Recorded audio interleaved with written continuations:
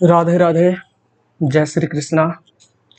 आज से हम लोग जनरल साइंस के तहत हम लोग आज से जनरल फिजिक्स स्टार्ट करेंगे। जनरल फिजिक्स में हम लोग नॉमरिकल सॉल्व नहीं करेंगे अभी, जब कम्प्लीटली पूरा फिजिक्स पढ़ लेंगे फिर नॉमरिकल सॉल्व करेंगे। अभी जितना फैक्ट्स है, कोई भी कॉम्पिटिटिव एग्जाम हो जिसमें फैक्ट्स पूछे जाते हैं उनके लिए बहुत ज़्यादा ज़रूरी होगा। तो आज हम लोग कुछ नहीं, सिर्फ देखेंगे कि कौन कौन सा चैप्टर पढ़ना है जनरल फिजिक्स के अंतर्गत। तो चलिए हम लोग शुरू करते हैं।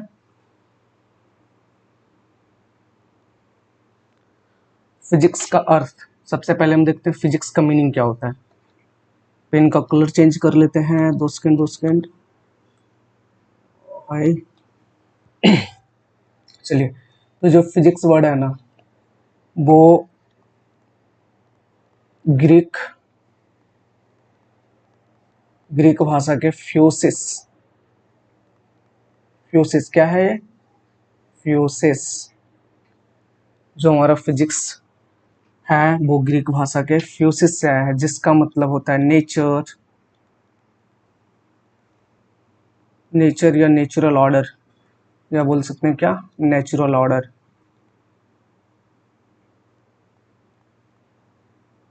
मतलब प्रकृति या फिर प्राकृतिक व्यवस्था। प्राकृतिक व्यवस्था। फिर से देखते हैं।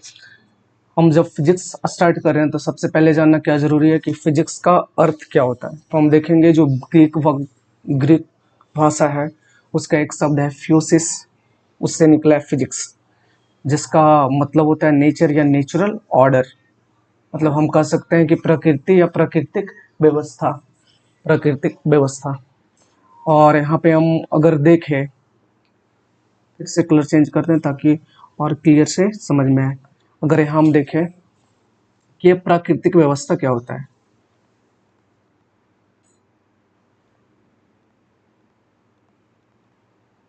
प्राकृतिक व्यवस्था, जितना भी हमारा नेचुरल ऑर्डर है ना, नेचुरल ऑर्डर का जो फॉर्मेशन होता है वो मोटे तौर पे से दो चीज से होता है। एक होता है पदार्थ, दुनिया का जितना भी चीज जिसको हम देख पा रहे हो, अनुभव करते हो, वो सब तो आप जानते हैं पदार्थ क्या है, जो स्थान घेरता हो, जिसमें कुछ भार हो, वो सब। और दूसरा क्या है, ऊर्जा। तो प्राकृतिक व्यवस्था के अंतर्गत क्या है, पदार्थ और ऊर्जा।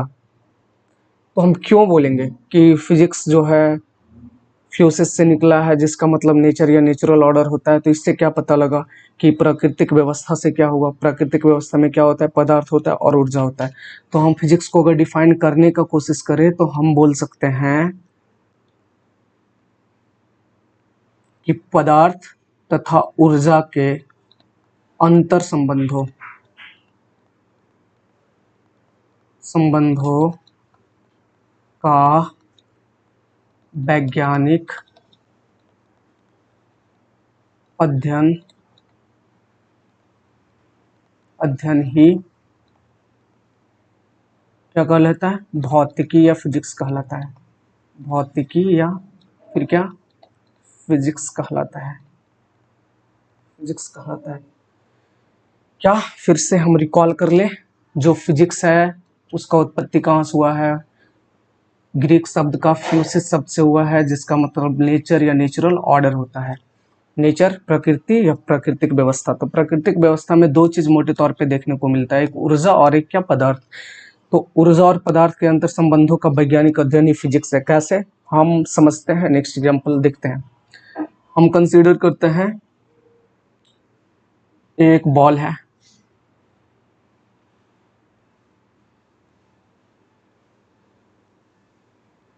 ये बॉल है, ठीक है। कंसीडर कर लीजिए क्या जाता है, क्या है, बॉल है, गेंद है। यहाँ एक लड़का आया, पूरा हट्टा कट्टा सा लड़का, दिख ही रहा होगा, आया और किक मारा उस पे, बॉल पे क्या मारा, किक मारा। ऑलरेडी हम देखते हैं जो बॉल है क्या है, पदार्थ है। गौर कीजिएगा, मीनिंग समझना जरूरी होता है यार। बॉल क्या है, पदार्थ।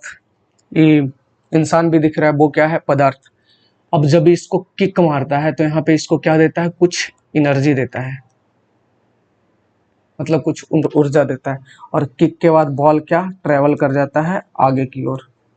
कहाँ बॉल चला जाता है, आगे चला जाता है। देखें अगर हम तो बॉल अब कहाँ आ चुका है, बॉल यहाँ आ चुका है। बॉल का कलर बिल्कुल नहीं चेंज हुआ, बस हम अच्छा से पता लगे इसके लिए वो करते हैं। ऐसा नहीं कि किक मारने के बाद बॉल का रंग भी बदल गया, ऐसा कुछ नहीं। तो पहले बॉल अगर हम देखें तो ए पोजीशन पे था, अब बॉल कहाँ चला गया, बी पोजीशन पे चला गया। तो हम देखते हैं क्या हुआ, जब पदार्थ, हम बोले थे पदार्थ और ऊर्जा के अंतर संबंधों का वैज्ञानिक अध्ययन क्या कहलाता है, फिजिक्स कहलाता है। तो देखिए पदार्थ पहले ए पर था, अब बी के पास चला गया है, बी के पास चला गया है। किस कारण, क्योंकि इसमें एनर्जी अप्लाई हुआ, तो जिसके कारण क्या यहाँ से बॉल यहाँ से यहाँ शिफ्ट हुआ।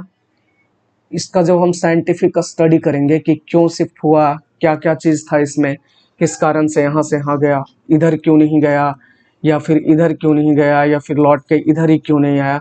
तो जब इसका साइंटिफिक स्टडी हम लोग करेंगे तब हम लोग क्या बोलेंगे कि हम लोग फिजिक्स पढ़ रहे हैं।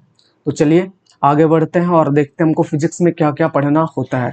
तो देखते हैं जो हमारा फिजिक्स है, भौतिक विज्ञान, उसको 19वीं सदी के बाद ना एक नया ब्रांच इसका आ गया था, जिसको हम लोग क्या मॉडर्न फिजिक्स बोलते हैं, मॉडर्न फिजिक्स बोलते हैं। अल्बर्ट आइंस्टीन का इसमें बड़ा योगदान है, आप लोग जानते होंगे उनका। अब देखते हैं ट्रेडिशनल फिजिक्स। सबसे पहले ये जाने का, यहाँ पे देखिएगा ये जो है न्यूटन साहब है, इनका फोटो देने का क्या मतलब है। देखिए जब फिजिक्स का पिता का बात किया जाए तो क्लियर कट विनर कोई नहीं होता, किसी को कोई नहीं पता, नहीं बोल सकता कि हाँ फिजिक्स का पिता ये है, फिजिक्स का पिता वो है। गैलीलियो हो सकते हैं, कोपरनिकस हो सकते हैं, वैसे ही न्यूटन हो सकते हैं, लेकिन फिर भी थोड़ा क्लियर किया गया है कि अगर हमसे क्वेश्चन पूछ दिया जाए एग्जाम में कि भौतिक विज्ञान के जनक कौन है, तो भौतिक विज्ञान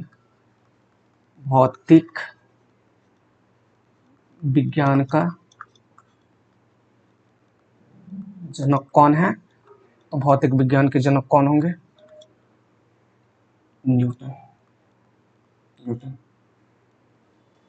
जब हम भौतिक विज्ञान को दो पार्ट में डिवाइड कर रहे हैं, एक क्या ट्रेडिशनल परंपरागत भौतिकी, एक क्या मॉडर्न फिजिक्स जिसमें क्या आधुनिक भौतिकी। तो जो ट्रेडिशनल फिजिक्स है, तो ट्रेडिशनल फिजिक्स का भी अगर जनक हमसे पूछे तो किन का नाम लेंगे हम लोग, न्यूटन का। ध्यान रखिएगा, यहाँ से 3 क्वेश्चन बन रहा है। पहला क्वेश्चन भौतिक विज्ञान के जनक कौन है, न्यूटन है। दूसरा परंपरागत भौतिकी ट्रेडिशनल फिजिक्स के फादर कौन है, न्यूटन है। लेकिन वहीं पे यदि हमसे पूछ दिया जाए कि मॉडर्न फिजिक्स के फादर कौन है, तो हम लोग बोलेंगे Albert Einstein.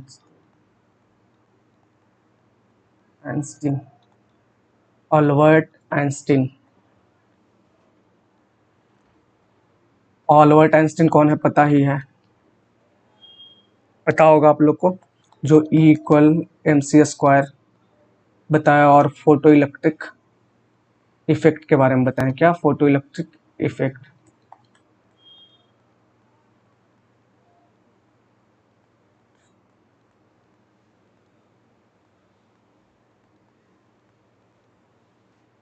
Photo electric effect के बारे में बताएं। चलिए इतना तक कोई प्रॉब्लम यहाँ तक। यहाँ से हम क्या देखते हैं, क्या क्या पढ़े हम लोग। पहले फिजिक्स का मीनिंग जाने, फ्यूसिस से आया, फिजिक्स क्या होता है उसके बारे में पढ़े। फिर हम देखें क्यों फिजिक्स को बोला जाता है ऊर्जा और पदार्थ के अंतर संबंधों का विज्ञान, क्यों ऐसा है। फिर हम लोग देखें कि जो भौतिक विज्ञान है इसका कितने शाखा हैं, कितने शाखा में विभक्त करके इसको हम लोग पढ़ेंगे। तो पहला क्या था, ट्रेडिशनल फिजिक्स। दूसरा क्या था, मॉडर्न फिजिक्स। चलिए तो हम अब आगे देखते हैं। चलिए तो यहाँ पर हम देखते हैं कुछ मेन चैप्टर है जिसको हम देखते हैं किस क्या क्या पढ़ना होगा हमको। जब नेक्स्ट लेक्चर, आगे का लेक्चर हम लाएंगे आप लोग के सामने, तब उसमें हम लोग जो जो चैप्टर को पढ़ेंगे उसके बारे में देखते हैं। तो जो हमारा ट्रेडिशनल फिजिक्स है, इसमें जो मेन चैप्टर है एक क्या, प्रकाशिकी ऑप्टिक्स। कोई बात नहीं, यहाँ पे थोड़ा सा इंग्लिश में नहीं है, लेकिन अगला स्लाइड से इंग्लिश मिलेगा आपको। तो क्या ट्रेडिशनल फिजिक्स में क्या पढ़ेंगे हम लोग? प्रकाशिकी पढ़ेंगे, फिर यांत्रिकी पढ़ेंगे, फिर ध्वनि विज्ञान पढ़ेंगे, फिर ऊष्मागतिकी पढ़ेंगे और फिर विद्युत चुंबकत्व पढ़ेंगे। उसी प्रकार अगर हम आधुनिक भौतिकी का बात करें तो उसमें न्यूक्लियर फिजिक्स, नाभिकीय भौतिकी पढ़ेंगे, अर्धचालक के बारे में, सेमीकंडक्टर के बारे में पढ़ेंगे, और पृथ्वी और ब्रह्मांड, यूनिवर्स समझ लेते हैं, यूनिवर्स के बारे, अंतरिक्ष के बारे में पढ़ेंगे।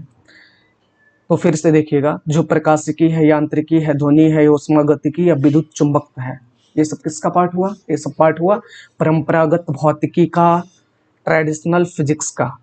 वहीं अगर हम देखें कि नाभिकीय भौतिकी, अर्धचालक और जो भी यूनिवर्स का स्टडी करेंगे वो क्या? आधुनिक भौतिकी का। चलिए, तो पहला चैप्टर जो हम बोले थे ऑप्टिक्स पढ़ेंगे, तो उसमें क्या पढ़ेंगे? पहले तो पढ़ेंगे प्रकाश क्या होता है।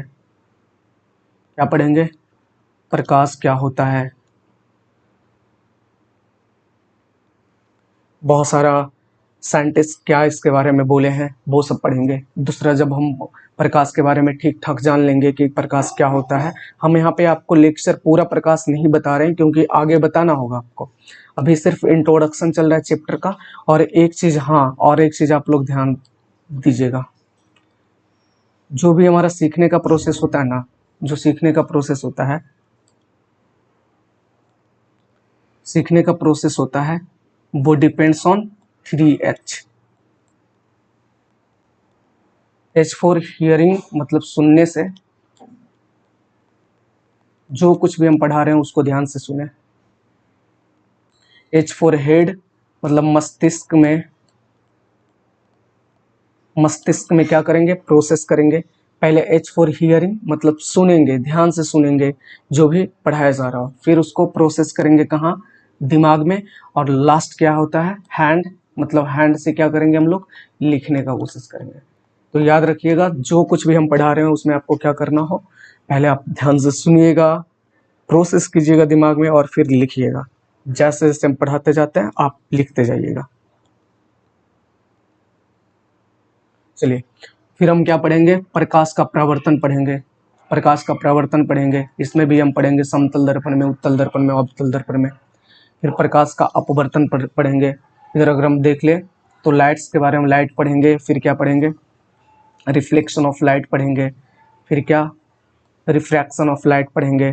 प्रकाश के अपवर्तन में भी लेंस में और कांच का स्लैब में अलग अलग पढ़ेंगे हम लोग। फिर मोस्ट इम्पॉर्टेंट यहाँ पर देखते हैं हम, प्रकाश कारण एवं प्रभाव, cause, light cause and effect. जैसे सूर्य लाल क्यों दिखाई देता है, पानी में अगर हम रॉड को डालें तो रॉड टेढ़ा क्यों दिखाई देता है, किसी भी पानी के अंदर रखा हुआ सिक्का अपने स्तर से ऊपर उठा हुआ क्यों दिखाई देता है, तो वो कॉज एंड इफेक्ट में पढ़ेंगे। तो उसके बाद अगर हम यहाँ बात करें तो एक ह्यूमन आई, मानव आँख के बारे में भी अगर हम पढ़े तो इसी ऑप्टिक्स के अंदर ही हम लोग पढ़ लेंगे। चलिए, तो नेक्स्ट चैप्टर देखते हैं, मैकेनिक्स। बहुत इंपॉर्टेंट है यांत्रिकी। मैक्सिमम सबसे ज़्यादा समय भी नहीं लगता है, इम्पॉर्टेंट भी काफ़ी है। तो उसके अंतर्गत हम लोग क्या पढ़ेंगे? गति पढ़ेंगे, कितना प्रकार का गति होता है, क्या होता है एक विमीय गति, द्विविमीय गति, प्रोजेक्टाइल मोशन क्या होता है, टोटल मोशंस के बारे में क्या पढ़ेंगे हम। यहाँ पर सॉरी स्पीड लिखा गया, यहाँ पे मोशन होना चाहिए गति, ठीक है। तो गति के बारे में, फिर वृत्ताकार गति क्या होता है, फिर गति, सिर्फ गति नहीं, इसमें वेग पढ़ेंगे, डिस्प्लेसमेंट में बहुत सारा चैप्टर पढ़ेंगे। मोटे मोटे तौर पर से हम लोग जान जाए, गति पढ़ेंगे मैकेनिक्स में। फिर न्यूटन्स के गति के नियम, न्यूटन के गति के नियम, न्यूटन्स लॉ ऑफ मोशन पढ़ेंगे, न्यूटन्स लॉ ऑफ मोशन पढ़ेंगे, जिसमें न्यूटन 3 नियम दिए थे उसके बारे में बताएंगे। फिर हम घर्षण पढ़ेंगे, फ्रिक्शन पढ़ेंगे।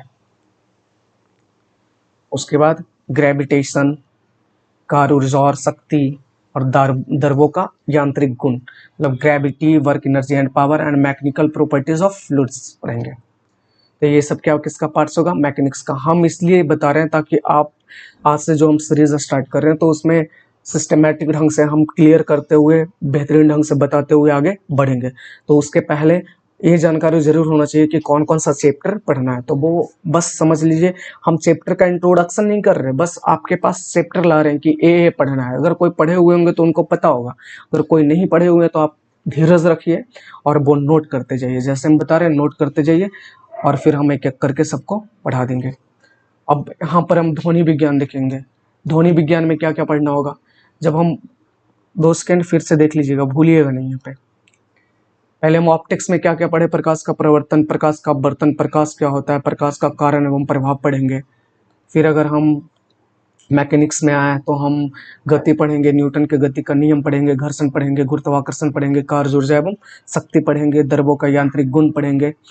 और वही अगर हम जाते हैं आगे तो ध्वनि, ध्वनि विज्ञान में हम क्या पढ़ेंगे, ध्वनि पढ़ेंगे, साउंड क्या होता है, साउंड वेव है क्या है, जो पढ़ेंगे वो पढ़ेंगे। फिर ध्वनि तरंग के बारे में, वही साउंड वेव के बारे में पढ़ेंगे। डोपलर प्रभाव क्या होता है, डोपलर इफेक्ट क्या होता है, डोपलर इफेक्ट के बारे में पढ़ेंगे। फिर वही इंपॉर्टेंट चीज क्या, ध्वनि प्रभाव एवं कारण, साउंड इफेक्ट एंड कॉजेस। इसलिए उसके बाद बहुत इंपॉर्टेंट चैप्टर थर्मोडायनेमिक्स। इसमें क्या है, इसमें हम पढ़ेंगे ताप एवं उष्मा, टेम्परेचर एंड हीट। तापमापी पढ़ेंगे, कितने प्रकार के तापमापी हैं, किस तरह से बनाया जाता है, क्या काम करते हैं, कितना तापमान तक वो है ये। उसके बाद थर्मल एक्सपेंशन पढ़ेंगे कि अगर किसी वस्तु को हीट किया जाए तो वो किधर एक्सपैंड करेगा, वो लंबा होगा, चौड़ा होगा या कुछ भी, वो थर्मल एक्सपेंशन पढ़ेंगे। ताप के कारण अवस्था में परिवर्तन, हम लोग देखते हैं कि अगर टेम्परेचर बढ़ाया जाए तो बर्फ़ पिघल कर क्या पानी बनता है, बर्फ़ पिघल कर पानी बन जाता है और पानी फिर वाष्पित होकर वाष्प या गैस बन जाता है। तो हम देखेंगे ताप के कारण अवस्था में परिवर्तन क्यों होता है। उसके बाद हम उष्माधारिता, हीट कैपेसिटी पढ़ेंगे। फिर उष्मा का स्थानांतरण पढ़ेंगे, ट्रांसफर ऑफ हीट, हीट का ट्रांसफर कितने कितने तरीके से हो सकते हैं वो पढ़ेंगे। फिर जो हमारा लास्ट चैप्टर होगा परंपरागत भौतिकी, मतलब ट्रेडिशनल फिजिक्स के अंतर्गत, वो हम पढ़ेंगे इलेक्ट्रोमैग्नेटिज्म, विद्युत चुंबकत्व। विद्युत चुंबकत्व में क्या पढ़ेंगे हम, स्थिर विद्युत पढ़ेंगे। इसके अंतर्गत भी बहुत सारे सब चैप्टर्स हैं, तो उनके लिए चिंता मत करना। बस इतना बता रहे हैं, हमको सिर्फ ब्रीफ आइडिया लेना है कि क्या क्या पढ़ना है फिजिक्स में आज। हम जानते हैं आज का सेशन बोरिंग होगा, लेकिन आप बस 10 मिनट 15 मिनट अस्थिर होकर देख लीजिए, ताकि आपको एक ओवरव्यू मिल जाएगा। क्या तो वो अस्थिर वैद्युत पढ़ेंगे, फिर उसको क्या स्टैटिक इलेक्ट्रिसिटी जो बोलते हैं वो पढ़ेंगे। फिर विद्युत धारा का उसमें प्रभाव, heating effect of electric current, heating effect of electric current, विद्युत धारा का उसमें प्रभाव पढ़ेंगे। फिर विद्युत धारा के चुंबकीय प्रभाव के बारे में पढ़ेंगे, और कॉज एंड इफेक्ट तो वो लगा हुआ ही रहेगा। तो अब जो हम एंटर कर रहे हैं वो क्या है, मॉडर्न फिजिक्स का। तो उसमें हम पढ़ेंगे एटम्स के बारे में, एटम्स क्या होते हैं, स्ट्रक्चर इनका क्या होता है। फिर रेडियो एक्टिविटीज़ के बारे में पढ़ेंगे। फिर अगर हम आगे देखें तो परमाणु ऊर्जा, न्यूक्लियर एनर्जी क्या होता है, कैसे हमको मिल सकता है, न्यूक्लियर एनर्जी मिलेगा भी तो किससे, परमाणु विखंडन से, परमाणु संलयन से, मतलब न्यूक्लियर फ्यूजन से, वो सब चीज़ हम ढंग से पढ़ेंगे। फिर एक और चैप्टर आ जाता है जो हम पढ़ेंगे, वो है सेमीकंडक्टर। सेमीकंडक्टर, तो इसमें डायोड पढ़ेंगे और फिर क्या पढ़ेंगे हम, ट्रांजिस्टर। मोटा तौर पे ही पढ़ेंगे डायोड क्या है, ट्रांजिस्टर क्या है। और भारत सरकार, जो इंडियन गवर्नमेंट है, वो सेमीकंडक्टर पे कुछ ज़्यादा ही फोकस कर रही है, इसका वर्ल्ड पावर बनने का कोशिश कर रही है। तो क्यों, क्या इंडिया कोई वर्ल्ड पावर बना पाएगा या नहीं बना पाएगा, वो सब चीज़ जानते रहेंगे। तो फिर चलिए, तो फिर थैंक यू। अगर मेरा सेशन आप लोग को अच्छा लगा होगा तो सेशन को लाइक करना नहीं भूलिएगा और शेयर भी कीजिएगा, ताकि बहुत लोगों के पास पहुंच सके, क्योंकि बहुत ही नया चैनल है, बहुत ही नया चैनल है, कोई सब्सक्राइबर है नहीं। तो आप लोग कोशिश कीजिएगा ताकि हम मोटिवेट हों आपके पास अच्छे लेक्चर लाने के लिए। और फिर सब्सक्राइब करना तो बिल्कुल भी मत भूलिएगा। ग्रीन बोर्ड ट्यूटोरियल को क्या कीजिएगा, सब्सक्राइब कीजिएगा, बेल आइकन को प्रेस कीजिएगा और ऑल पे कर लीजिएगा, क्योंकि जब जब भी हम वीडियो अपलोड करें आप लोगों के पास नोटिफिकेशन जाता रहे इसके लिए।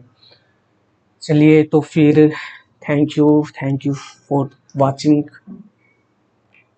जय श्री कृष्णा।